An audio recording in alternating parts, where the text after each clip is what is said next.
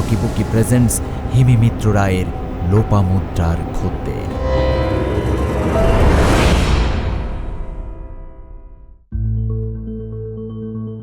এই বাড়ি গ্যারেজ সমেত বিক্রি হবে।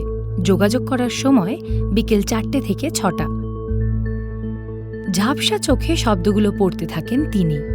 রোজই পড়েন যদিও, তবুও আবার কোনো মতে স্নান সেরে বারান্দায় এসে বসেছেন আজও, একটা গরম কাপড়ের রোয়া ওঠা ম্যাক্সি পরে।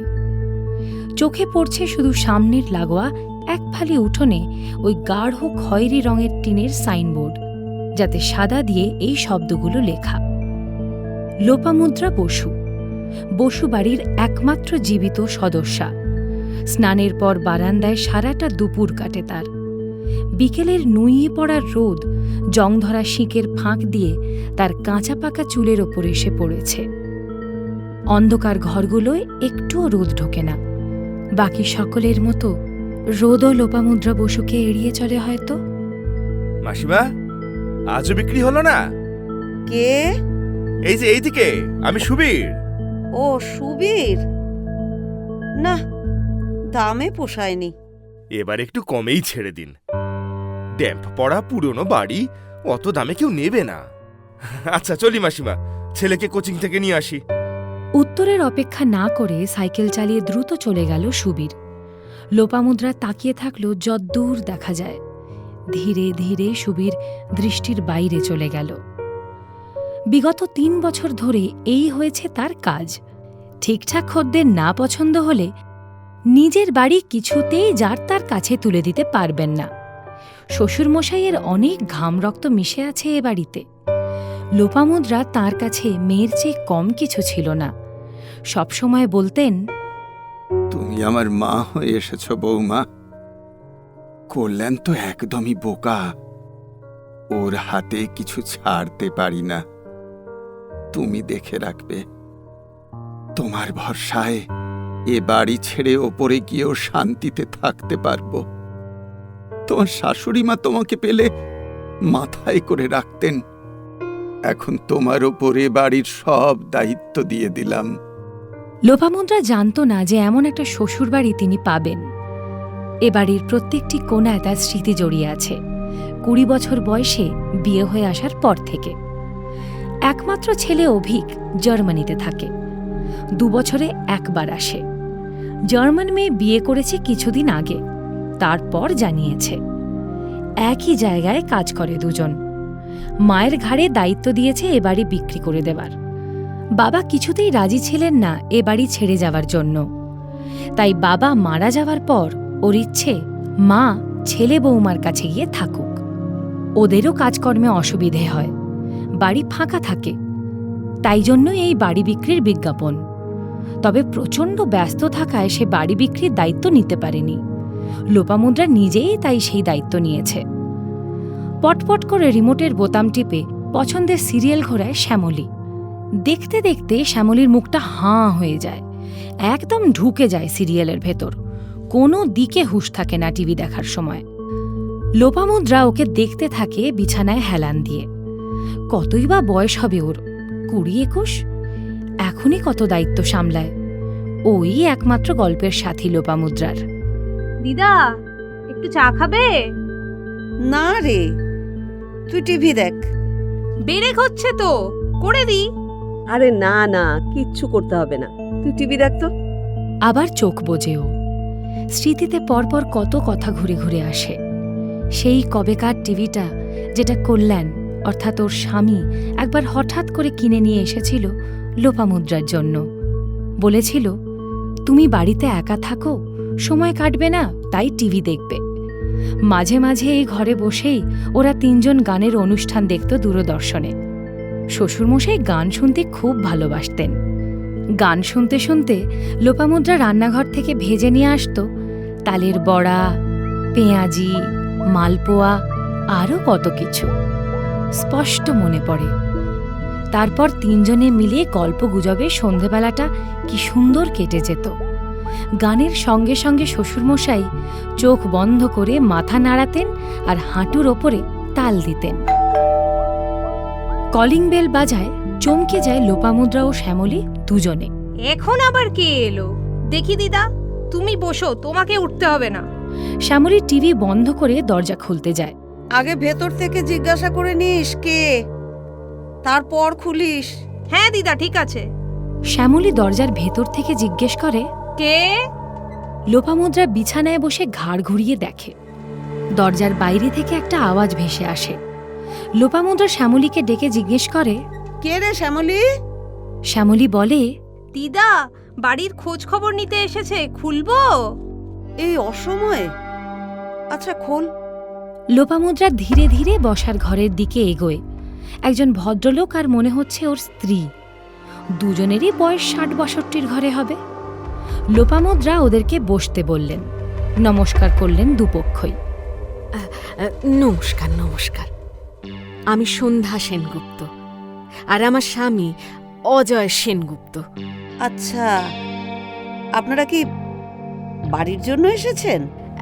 হ্যাঁ, আসলে আমাদের ছেলেরা বাইরে থাকে, কিন্তু এখন তারা বাবা মার সঙ্গে থাকতে চাইছে। একজন বর্ধমানে আর একজন ভুবনেশ্বরে ছোটখাটো চাকরি করে।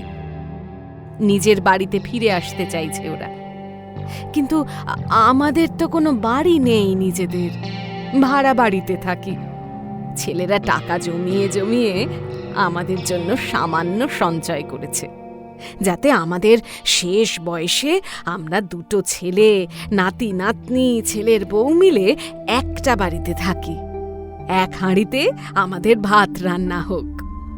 ছেলেদের প্রস্তাব পেয়ে আমরাও একটু অবাক হয়েছিলাম, তারপর আর না করার সাহস হয়নি।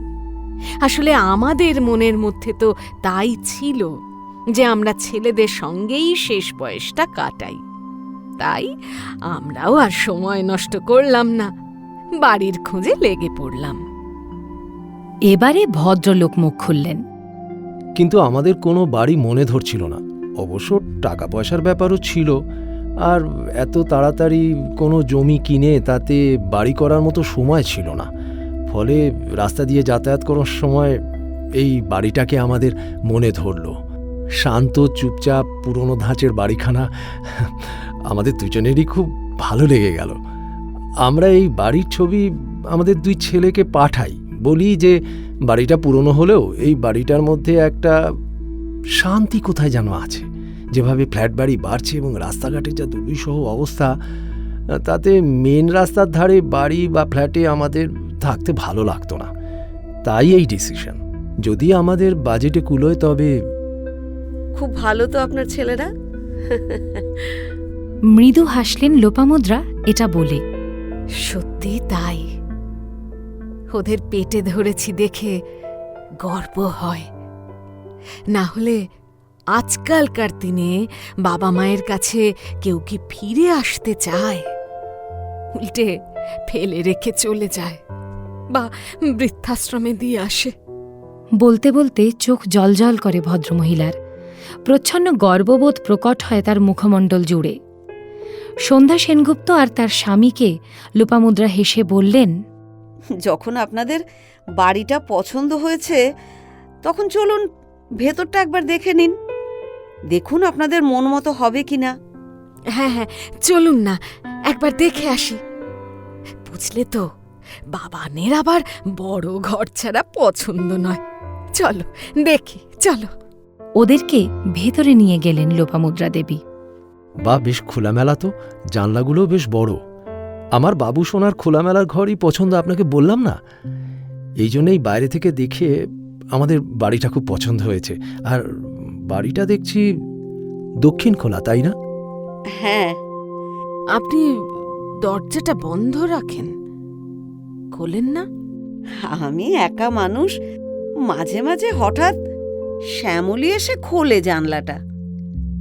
আমার একার দরকার পড়ে না, নয়তো এই দরজা দিয়ে খুব ফুরফুর করে হাওয়া আসতো জানেন। এই দরজার ধারে বসে থেকে থেকেই সময়টা কেটে যেত। ভাবুক হয়ে পড়েন তিনি। একবার নতুন বিয়ের পরপর খুব ঝড় উঠেছিল সেবার। দক্ষিণ খোলা দরজা দিয়ে খুব জোরে জোরে হাওয়া বইছিল। ঘরের সমস্ত জিনিসপত্র পড়ে যাচ্ছিল ধাম ধাম করে। কল্যাণ আর লোপামুদ্রা দুজনেই দৌড়দৌড়ি করে সেসব জিনিসপত্রগুলো তুলছিল, জানলা বন্ধ করছিল। পোর্সিলিনের মিনে করা ফুলদানিটা টুকরো টুকরো হয়ে গিয়েছিল, যেটা বৌভাতের নতুন পিসিমা ওদেরকে ফুল সহকারে বাসর ঘরে রাখার জন্য দিয়েছিল। বড় প্রিয় ছিল ওই ফুলদানিটা। প্রত্যেক দিন বাড়ির সামনে থেকে নয়নতারা অথবা বেলি ফুলের গোছা এনে ওই ফুলদানিতে রাখত ও। ঘরময় গন্ধে ভরে থাকত। লোপামুদ্রার চোখে জল, তার প্রিয় ফুলদানিতে ফুল রাখা হবে না আর। পরদিন অফিস থেকে ফেরার সময় ঠিক ওরকমই দেখতে আর একটা ফুলদানি এনে লোপামুদ্রাকে দিয়েছিল কল্যাণ। প্রথম ভালোবাসার আদান প্রদান ওই ফুলদানি থেকেই শুরু হয় ওদের দুজনের। দিদি, একটা প্রশ্ন করি। আপনি কি একাই, মানে আপনার ছেলে মেয়ে? আমার একটি ছেলে, সে বাইরে থাকে। ওর কাছেই চলে যাব বাড়ি বিক্রি করে। বাবা, এ তো খুবই আনন্দের কথা।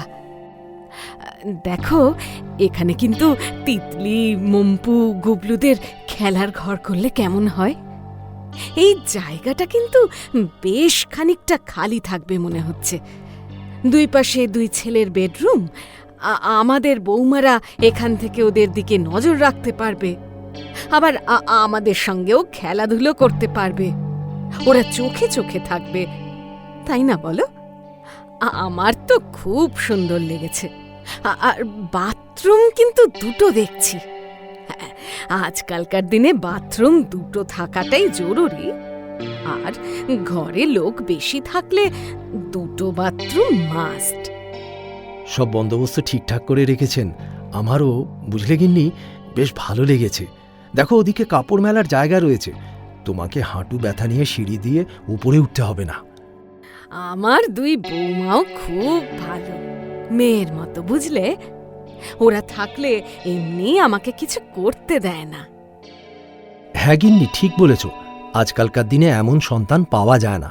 সঙ্গে মেয়ে হয়ে ঘরে আসা বৌমারাও। ভাবো তো, এই চুপচাপ ঘরটা যখন সবার কলতানে প্রাণ ফিরে পাবে, আমাদের নাতি নাতনিরা সারা ঘরময় দৌড়ে বেড়াবে, হাসি আর আড্ডায় আমাদের সেনগুপ্ত বাড়ি মেতে উঠবে, এর থেকে আনন্দের আর কি আছে বলো? সত্যি তাই। পরিবার নিয়ে সুখে থাকতে পারলে জীবনের আর কিছু আক্ষেপ থাকে না। ও মা, দেখো, ওদিকে মনে হচ্ছে তুলসী তলা। বাহ, মনটা শান্ত হয়ে গেল গো। তুলসী গাছ তো নেই, আমরা এসে এখানে একটা তুলসী চারা এনে লাগাবো। দেখো, আমরা নিজেরাই কথা বলে চলেছি, উনি কোথায় গেলেন? আগে টাকা পয়সার ব্যাপারটা তো ফাইনাল করতে হবে। আগে থেকেই উনি ধরে নিচ্ছেন বাড়ি যেন আমাদেরই হয়ে গেছে। হ্যাঁ গো, সত্যি বাড়িটা বড্ড আপন মনে হচ্ছে। নিজেদের মধ্যে একান্ত আলাপচারিতায় স্বামী স্ত্রী ভবিষ্যৎ দেখতে শুরু করে বাড়িটির আনাচে কানাচে। দুজন নিজেদের মতো কথা বলেই চলে। দিদি, আপনার এই বাড়ি আমাদের খুবই পছন্দ হয়েছে, কিন্তু কত দামে হলে আপনি এটা আমাদের বিক্রি করবেন সেটা যদি আমাদের জানান। আর একটা ফ্যামিলিও এসে দেখে গেছেন, তারাও দাম বলেছেন। কটা দিন একটু ভেবে নেই, তারপর আমি জানিয়ে দেব। আমাকে একটু সময় দিন। হ্যাঁ হ্যাঁ, নিশ্চয়ই। আপনি আজকের দিনটা সময় নিন। আগামীকাল সন্ধেবেলা আমরা ফোন করব। আপনি যদি বলেন এ বাড়ি আমাদেরই বিক্রি করবেন, তার থেকে আনন্দের আর কিছু হয় না। দিদি, হ্যালো, অজয় সেনগুপ্ত বলছিলাম।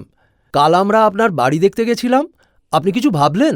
ও হ্যাঁ, আমি না ভীষণ দুঃখিত। আগে যারা বলেছিলেন ওরা আরও দাম বাড়িয়ে দিলেন, ফলে ওনাদেরকেই বাড়িটা দেব। আপনারা অন্য কোথাও খোঁজ করলে ভালো হয়। পেছনে আধো অন্ধকারে দাঁড়িয়ে থাকা ছায়ামূর্তিটি জানে যে দিদা এ বাড়ি হাতছাড়া হতে দেবে না। খদ্দেরের সঙ্গে টাকা পয়সায় কুলোলেও শেষ অবধি এই বাড়ি দিদা কাউকে দেবে না। বিগত ৩ বছর ধরে এই জিনিস হয়ে যাচ্ছে। এমনি দিদার বাড়িতে কেউ আসতো না, এখন এই বাড়ির জন্য নতুন নতুন খদ্দের আসে। দিদা তাদের সঙ্গে গল্প করে সময় কাটায়। এটা দিদার কাছে নতুন কিছু নয়, কিন্তু দিদা তার ছেলের কাছে কোনো দিনই যাবে না এ বাড়ি ছেড়ে। এটা শ্যামলী বুঝে গেছে। এই বাড়ির প্রতিটি আনাচে কানাচে দিদার স্মৃতিরা ঘোরাফেরা করে সব সময়। তাকে অন্যের কাছে কিছুতেই দিতে পারবে না দিদা।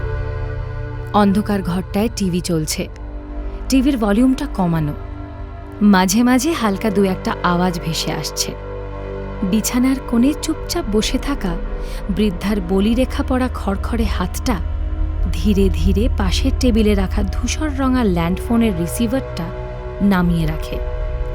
ঠোঁটে তার বিজয়িনীর হাসি, তার চোয়াল শক্ত, দু চোখের দৃষ্টি স্থির, আবার কোনো নতুন শিকারের অথবা খদ্দেরের অপেক্ষায়।